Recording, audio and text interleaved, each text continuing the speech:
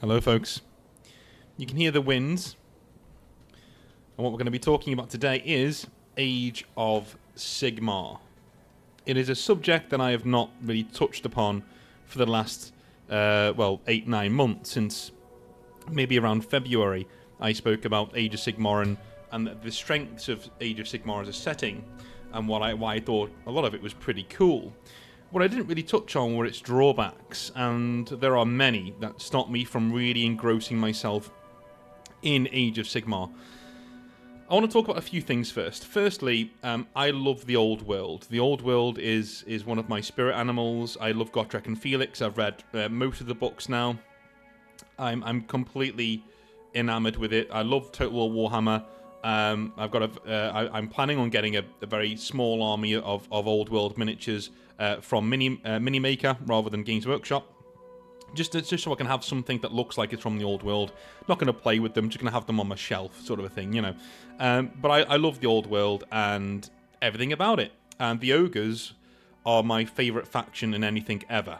So I think they're elegantly written, and if you want to know how to write a fantasy race, look at the ogres in the old world, in the Warhammer world, and just take that message of elegance and everything fitting together just as it should. I love Warhammer Old World, but I was also around when the Old World was blown up, when it went away, and we were given Age of Sigmar and told to like it. We were told that it was the new thing, and that we now had to enjoy this, and that we were no longer allowed to play the Old World in Games Workshop stores. And I've gone on record before on different videos, but I will do it now in this big video. I do not approve of that decision. I think it was a very silly decision. I think you should introduce options to your customer base and then allow them to dictate what you do from there. If Games Workshop said, hey, guys, let's do a new Age of Sigmar thing. It's a new high fantasy version of Warhammer. It's got better models. We think they're better models anyway, with new stuff coming out all the time. But you can still play the old world in stores, and you can still buy it, and it's still going to be there. We're not going to nuke it. We're not going to get rid of it, and it's up to you what you want to do. In a very similar fashion to how they should have approached the Primaris Marines, right? You can still use your old Marines, but, you know, these are the new Marines that are here. Games Workshop love to try and steer you in the direction of the new, though, like they did with the Primaris Marines having an extra wound and an extra attack, things like that. Yeah, you can use your old Marines, but why would you want to? These ones are just better, you know? We didn't even get that with the old world. It was just gone. It was just taken away from us, and I do believe, and I know, that the old world was not selling at the time. It wasn't, and I get that, but it doesn't mean I don't love it, because I just think it's fantastic as a setting, and one of the greatest things Games Workshop have ever done. There was a very good article in White Dwarf 516 about Age of Sigmar and the 10-year anniversary of the game, where Games Workshop actively talk about the rough start the game had, and, you know, some of the things that were going on at the time and how it wasn't really fleshed out. And they readily admit that it wasn't done. Like, it was still half-baked when it came out. It wasn't ready to go. And today, I want to read the start of that article before, or one of the articles, before talking about the wider world of Age of Sigmar and perhaps some of its failings and how I would change it. And the little announcement that I want to make here is my plan for the channel is not only will we be rebuilding Warhammer 40,000 in stone, done, Exileverse, we will also be doing so for Age of Sigmar. Indeed.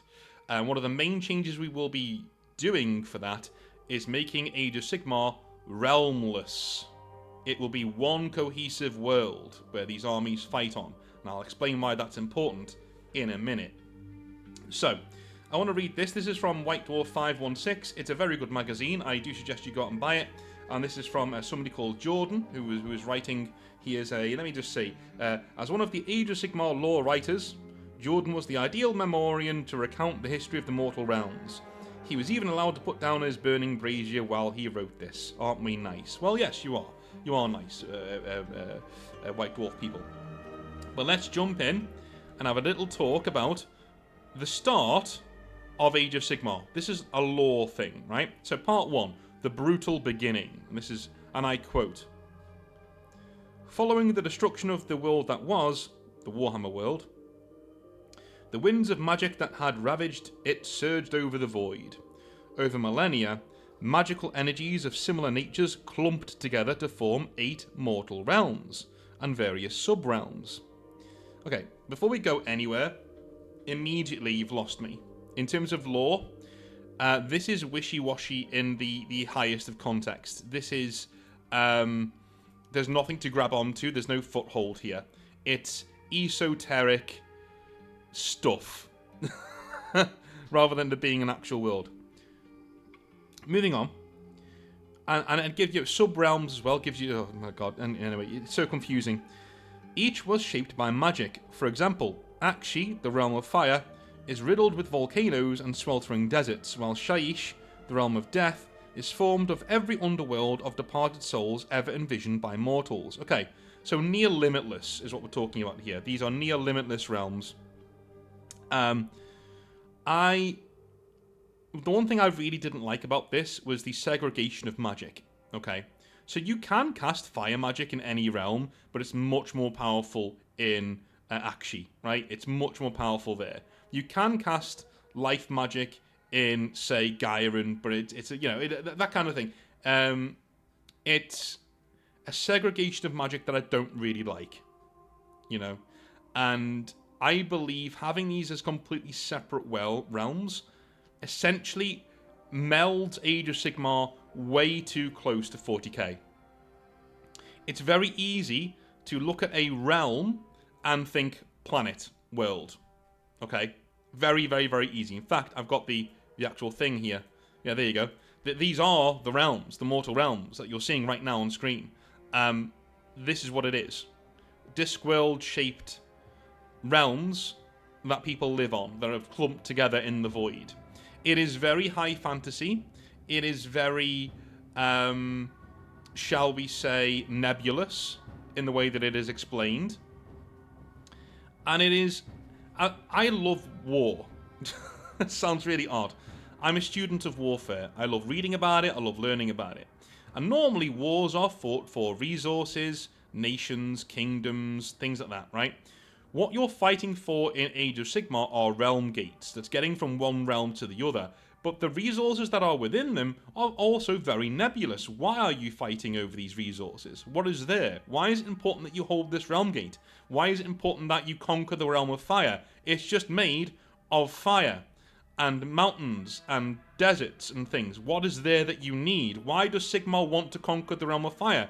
Why does Sigmar want to conquer the realm of death? Okay? If he wants to conquer the realm of death to get the souls to make more Stormcast Eternals, why is that not written in the lore? He does it once and then never again. There's no reason for some of these realms to even be fought over, is what I'm saying. Extremely nebulous. In this primeval period, the first races came into being. Humanity were largely cave folk. A-elves, not elves, A-elves were found only in small pockets, and the Duardin, the dwarves, nations, were firm, but had a long way to go. Okay, again, I'm sure you can see there is a... Again, we've got to give Jordan some space here. Okay, he had about 5 or 6 pages to write the entire history of a game in. Not that easy. But at the same time, that is literally 3, 4 huge races just dismissed. Dismissed. They're now in the setting. They're now in the setting. This is what I mean. Who made humans? Who made dwarves? Who made all of these people? In one thing that I loved, and I think Bardic Broadcasts said this too, about the old world. The true crime of the old world's destruction wasn't that it was destroyed, it was its demystification. The cool thing about the old world is that it had heritage. You could go back and say, okay, well, how did the dwarves come into being? Well, they were made by, number one, the old ones made a lot of the races to inhabit this world and to form their great plan, things like that. The lizard men were there, the elves were there. They were all made to form a part of this plan, and Chaos messed with that and screwed with it, and so the the old ones started to make races that were more resistant to chaos. They made the halflings, but they were too weak. Or they were really resistant to chaos, but they were too weak. So then they made the ogres, and before they knew it, they were killed off, as in the old ones were killed off before they could finish the ogres. So the ogres are very tall, very halfling-like, very massive though, and very resistant to chaos, but they're very dim. They're ogres essentially, that kind of a thing. Each of the races in the old world can be traced back to a mythological start point, right? Now, whether that mythological start point is true or not is largely up to the reader's discretion, as it should be, because these are mythological, really early history, that kind of thing. In every single fantasy setting worth its salt, from Westeros to even Lord of the Rings, the true origins of people is left up to the reader, right? Tolkien does describe the dwarves being made by their god, right? By their massive ancestor spirit god thing. But it's very wishy-washy. It's very it's told like it's a myth rather than an actual fact, which is really cool. 'Cause it means you can decide how much you want to lean into that and how much you don't want to lean into that when you're reading into it. Age of Sigmar does none of that. Age of Sigmar just says they're there now. They're there now. Again, this is one of the main weaknesses of Age of Sigmar. They don't go far enough. As my old English tutor used to say, expand, expand, expand, expand, expand. I'm interested in this thing. Let me hear more about it, please. Let me hear what you have to say about these different cultures, where they come from. Where do the Caradron Overlords come from? Why are they in massive ships, right? I shouldn't need to dig through reams and reams and reams of lore to get the one sentence that tells me where they come from. It should be a whole thing, right? Why did they split off from the original dwarves? Why did the Fire Slayers split off from the original dwarves? Why did that happen? It is told in novels, but the actual central premise of Age of Sigmar, when you go read it on the wiki or in an article like this, not a one. It's elves, dwarves, and humans now exist. Get on with it. Which isn't great, but there we go. Instead, the wilds largely belonged to clans of Oryx and ogres, the god beasts, your Cerebuses, your Zizes, and your vegetable lambs or Tartaray, and assorted beast folk. Conflict was rampant. Gur, realm of beasts, was rocked by a war between the Centauroid Droguk, led by their living god Kragnos, and sorceress Draconith. Again, these right here are just words. I'm sure you see what I mean. These are words. These aren't actual things to tangibly cling on to. These are just words, and they mean nothing. And Age of Sigmar's basis is full of allegory like this. Climbing, reading a setting is like climbing a mountain. Climbing the old world, there are nooks and crannies to dig your fingers into, right? To get a foothold, to start climbing, to start learning, to start really getting into the old world and what it is. 40k is even more like this. It's like there are entire towns halfway up the mountain that you can get lost in if you want to. That kind of a thing. I can only describe Age of Sigmar as a sheer smooth cliff that you need to batter your fingers into it to get a foothold. And even then, it's exhausting to read through because it's so with the winds, the lore doesn't matter as much. All that matters really is putting your models on the tabletop. Age of Sigmar, well, the old world is a really cool setting with a war game with it as well, right? Age of Sigmar is a war game that kind of has a setting, but it's mainly about the war game. It was the celestial great drake Dracothian who discovered the man-god Sigmar clutching onto Malice, the core of the world that was, as it hurtled through the void.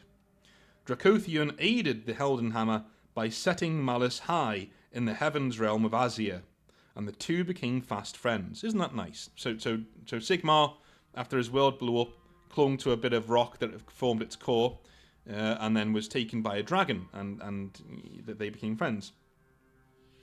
Okay, this is the first bit of actual lore we have. After all of that stuff, this is the first bit of lore we have.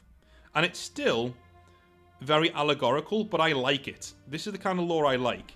Because did Sigmar really make friends with the dragon? Was he clinging to the core of the world? Was he... Well, that's all up into interpretation, isn't it? Because that's what religions are.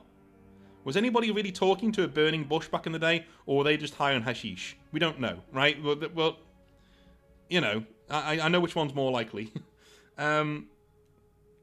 Their realm-spanning travels began the Age of Myth, an era of heroes, monsters, and walking gods. Sigmar battled deities and god-beasts, shared his knowledge with mortals, and encountered gods he knew from the world that was. Atop the Iron Mountains of Camon, he found the Dwarden ancestor brothers Grungi and Grimnir, chained there after the events they wouldn't speak of. The elven gods roamed in Haish and Ulgu, and his old foe Nagash was discovered imprisoned under a black cairn in Shaish. Only after great deliberation, and recognising that Shaish was filled with even more sinister undead god-beasts, did Sigmar choose to release him. These were ascended deities, mortals who had achieved so much power that they were gods in every way that mattered. There were other elemental deities, entirely formed of etheric energies, but most were destroyed, subsumed, or reduced by Sigmar's pantheon, as they spread civilization. Only a few truly mighty elemental gods remained strong, such as the hunter god Kurnoth. Another of these, the destructive deity Gorka Morka, is said to have fought Sigmar for 12 days and nights in Gur before acknowledging him. You could call this a usurpation. Surely, though, such presumption by a powerful but deeply flawed deities wouldn't have consequences. And of course, the next part of the chapter is, it has consequences, because everything goes to hell. But that's all I'm going to read from that part of the article, because number one, that's all we need to read. But number two, it's very interesting for you to go and read for yourself. So I would suggest going and picking up White Dwarf 516. Now, here is my main issue with I've already touched on it before in this video. It's the nebulousness of Age of Sigmar as a setting and how close it resembles 40k. Traveling to different realms is using realm gates in which you can get lost and things can go very wrong while you're traveling through the realm gates. That is like traveling through the warp to different planets. You know, that is essentially, again, Games Workshop are not beating the accusations of this being 40k fantasy. You know, they just aren't. The real issue for me is that the actual bones, the blood, the sinew... Well, okay, let's look at like a human body. For me, Age of Sigmar, the brain is amazing, the sinew is amazing, the muscles are amazing, the veins, everything on top of the bones is amazing. The problem is the bones themselves, for me, in Age of Sigmar, because it is complete, just... How do I put it? Spurious. It's spurious. We have a realm of death, a realm of fire, a realm of whatever. You've got Archeon's eightfold realm where he's just sitting there. What is he doing? He's just sitting there. Why? In the old world, Archeon is always fighting because he's adding to his army. He's beating other warlords, adding them to his army. And eventually he's going to invade the Warhammer world, right? The civilized nations of the Warhammer world. That's cool, right? He's got an end goal. What's he doing in Age of Sigmar? He's just sitting in his realm. You know, that's the issue with this kind of a setting. You've already got these separate realms. Why would you want to conquer another one? Is there any real need to conquer another one? I don't know. I don't think this was thought through. One thing that did come about that was very interesting was a map like this, okay? This is the kind of thing I really want to see more of in Age of Sigmar. Actual land masses, kingdoms, things like that have these amazing cultures and models inhabiting them. I love things like this. This is the thing that got me into the Warhammer world in the start. You know, there's a city over here, and there's a nation over there, and if it falls, that's a huge thing, right? If the stakes are high, because if a city falls, things are going to be not that great. You know, we may be seeing some really, really, really bad stuff going on. Now, people say to me all the time, well, yeah, but that doesn't happen in Age of Sigmar, though. Yes, it does. Cities are taken over. Marathi did it, right? Marathi took over a city. Archeon has taken over a city or two, like entire nations, and pulled them under his sway. It does happen. The thing is, in realms that are this vast and this infinite, the actual stakes of taking over a city or a nation aren't that high. It's kind of like a world in Warhammer 40k being taken over by chaos. It's tragic, sure, but in the grand scheme of things, the stakes aren't that high. But if you narrow down the focus to something like this, and all of a sudden, Vandium that you see in the middle there is conquered by orcs and sacked and destroyed, that guts the heart of an entire nation. There, right? It is a huge thing. A huge event. I often say it this way. Putting somebody on a beach and saying, hey, you can build whatever you want, go for it, means that, yeah, they've got all this sand to play with, but, like, what meaning does it have? But if you put that same person in a sandbox, and you say, this is your sand, and here are your tools, create something, but only in this sandbox, all of a sudden what they create has a lot more meaning. Because it can only exist here, right? And this is where it is. It's an analogy I always like to use. This is the kind of thing I want to see more in Age of Sigmar. I don't think we're ever going to. This is literally the Great Parch is a part of one of the realms. And, you can, if you want to, say, hey, I'm going to ignore everything else in the setting, and this is my setting, the Great Parch. This is where I am. And I'm going to give lore to all of these different places that are on the map. Some of them have lore, some of them don't, most of them don't, right? And, yeah, this is going to be my realm. The problem is, in the old world, yes, it was a pre-existing realm, but there was still tons of room for you to do your own stuff. They made it that way. There were still tons of cities and empires and kingdoms that were never really touched on. They were just shown on a map. The amount of empire, armies that came from Astalia and Tilia and places like that weren't a part of the empire, but they were just lost expeditions that landed there and converted to the local culture and then came home, still fighting for the emperor. That's awesome, right? And that's somebody who's created that lore in their sandbox, because there's limitations there. In this, there are no limitations, right? There are 2 or 3, maybe 4 places on this map that have defined lore.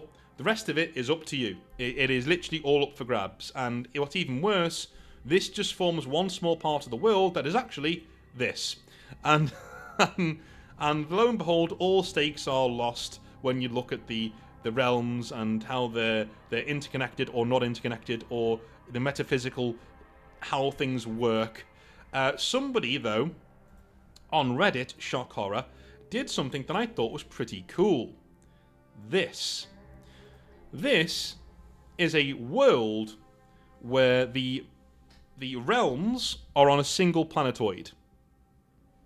This is what I believe Age of Sigmar should have been. Alright? You can link them up a lot easier than this, do you know what I mean? So they're not all sporadic, you know? But this is basically what I would have done with Age of Sigmar, and what I want to do with Age of Sigmar going forwards when we have our own setting of it, right? The Exile verse of it. It will be one world.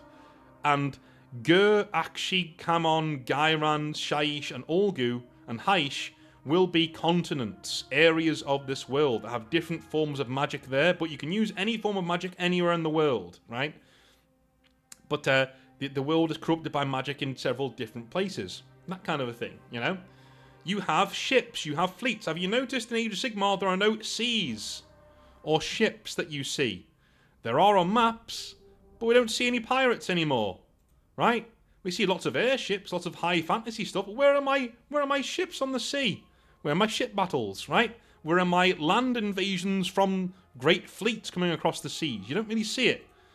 In Exile Edition, I want to combine this. I want to make it a smaller world, a smaller sandbox, where you have your Stormcast Eternals, your Skaven, everything that we have at Age of Sigmar, but they have defined areas where they are more powerful. The Stormcast Eternals will be the elite leaders of their own empire, right? The cities of Sigmar will be the city militia of that empire. You know, different places around the world where they're trying to expand. You know, you have the elves there. You have the all of these different nations, different places that we're going to build together. That's what I want to be doing with Age of Sigmar going into next year. It's still in the early planning stage in my head, but it is something that we are going to do. And of course, the 40k Exalverse will be starting up pretty soon too as well. I've just been trying to find a free moment to get that going, get that spinning up. But we are on our way. But those are the main weaknesses of Age of Sigmar to me. I love this setting. I really do. But its weaknesses are so endemic that the thing falls down like a house of cards. I can still admire the house of cards for what it is. I think it's great. I love it, right? Love the Stormcast. Love the fact that they're slowly losing their minds. Chef's kiss, brilliant. Love all that stuff. But the actual bones of this setting, like this stuff, needs to go away.